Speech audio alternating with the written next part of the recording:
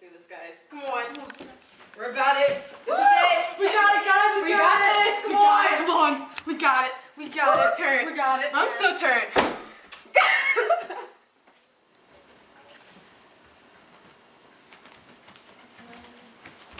Hi. Hello. Hi. How are you? Nice to meet you. Nice to meet you too. Hello. Hello. Hello. How's it going? Hello. My name is Rebecca Armand. I'm the writer for the screenplay The Good Earth by Pearl S. Buck.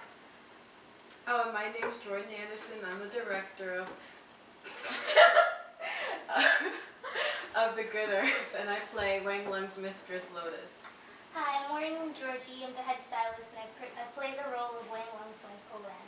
Hello everyone, my name's Riya, this is my partner Keri, and we're the producers of the Arcade Company. What do you have here for us today? Well, when Rebecca first came to me with the script, I was blown away. Immediately I started thinking of the different directions I wanted to go with it.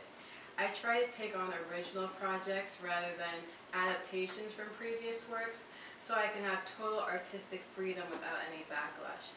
So when I presented her with my ideas, stayed true to the novel and Pearl Buck's version, she was a little reluctant.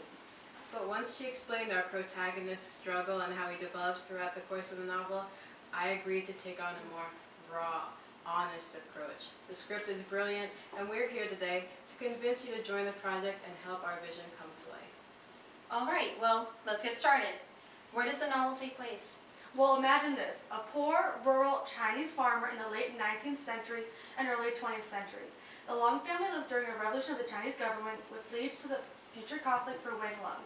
The earth is a large part of the setting, as Wang Lung's life depended on his land. During this time, working the land gave one respect in society, morals, and work ethic. Nature was extremely respected.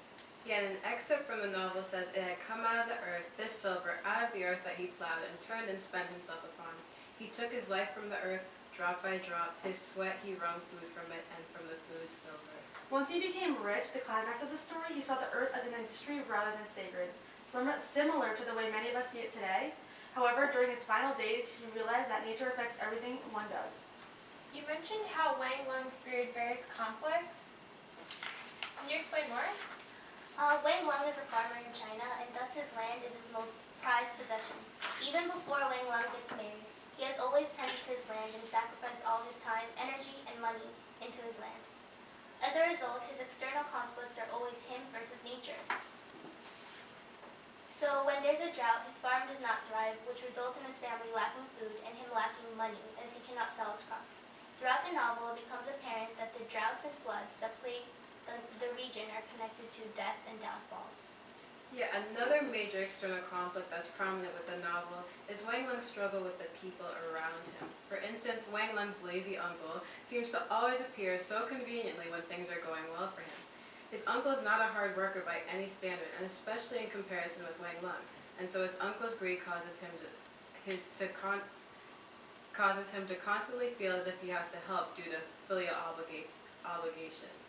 Because of the anger that builds up inside due to his uncle's laziness, he eventually snaps and disrespects his uncle in the scene where his uncle slaps him and requires some sort of bribe in order to keep the matter within.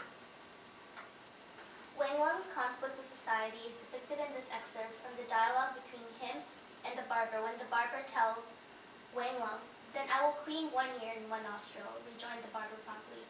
"On which side of the face do you wish it done?" He grimaced at the next barber as he spoke, and the other burst into a guffaw. Wang Lung perceived that he had fallen into the hands of a joker, and feeling inferior in some unaccountable way, as he always did to these town dwellers, even though they were only barbers and the lowest of persons, he quickly said, "As you will, as you will." What makes the characters in this screenplay so appealing? The most appealing character in the screenplay is Wang Lung. Wang Lung is born in a poverty-stricken, humble farmer, but dies a wealthy patriarch with concubines. He prays to God, especially once he got married to Olan. However, as the novel progresses, the reader notices that when Wang Lung acquires some wealth, he becomes materialistic and greedy. According to the novel, it was his word, money, which suddenly brought to Wang Lung's mind a piercing clarity, money.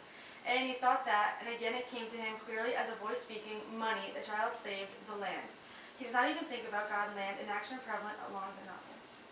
Yeah, an example of this would be his marrying of Lotus while he was still married to Olan.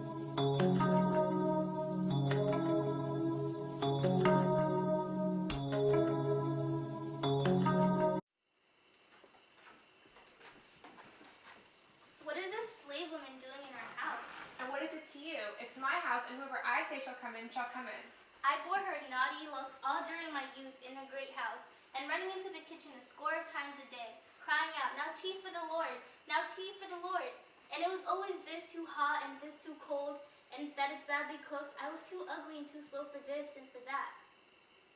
It's a bitter thing in my house, and I have no mother's house to go back to. Well, and other men are so, and I have been good enough to her, and these men are worse than I am, so you must bear it. I am not a slave of slaves in this house at least. Do not be yet more of a fool. It is not for the servant, but for the mistress. We will build another stove, and I will make another kitchen. The first wife knows nothing of the delicacies which one needs for a flower-like body, and which you also enjoy.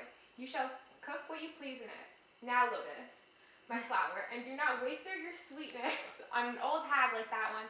I need it for my own heart. She is deceitful and untrustworthy creature, and I do not like that she is near you from dawn to sunlight. Okay, now I have no one except you, and I have no friends, and I'm used to this merry house and yours, and there's no one except the first wife. She hates me, your children hate me, they wish plague on me, I have no one. And obviously, you don't even love me, because you don't even want me to be happy. There is a harlot in the house! Now calm your heart, my father. It is not a harlot, but a second mistress. Although he knew this would upset Olan and would cause trouble within the family, he still married Lotus and allowed lust to overpower his morals, which ended up hurting her during final days and proving that he wasn't as great of a husband as Olan thought from the beginning. However, once she passes, he realizes her importance to his household and farm, which changes him for the last time in the novel. Within the novel, Olan is portrayed as a woman who runs the show and makes all the hard decisions in the house. Olan has had a difficult life. Growing up as a slave in the house of Wang, she has not known what love is and has never been cared for by others, which proved her statements before she died. "I will bring the meats to the door only, and well I know I am ugly and cannot appear before the great Lord." And again she said, panting, "Do not beat me. I will never eat of the dish again." And she said over and over, "My father, my mother, my father, my mother." And again, "Well I know I am ugly and cannot be loved." There are his two lovers, his wife Olan and his concubine Lotus. They serve as foes towards one another, with Olan being the ideal Chinese wife, sacrificing herself for the well-being of her husband, while Lotus, on the other hand, possesses a terrible temper but is beautiful, unlike Olan.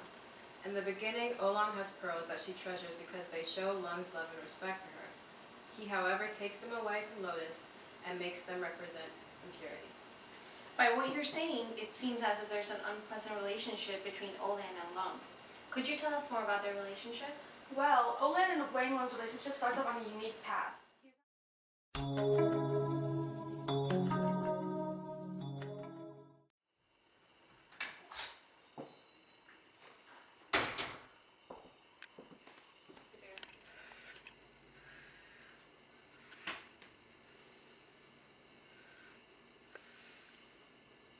Get up. What has this man come here for? I have come for the woman, great lady. The woman? What woman? Ah, forgot. It was a small affair. You have come here for the slave called Olan. I remember, we promised her to some farmer in marriage. You are that farmer? I am he. Call Olan quickly. Come here. This man has come for you. Are you ready? Ready. Carry her box out and to the gate and be gone.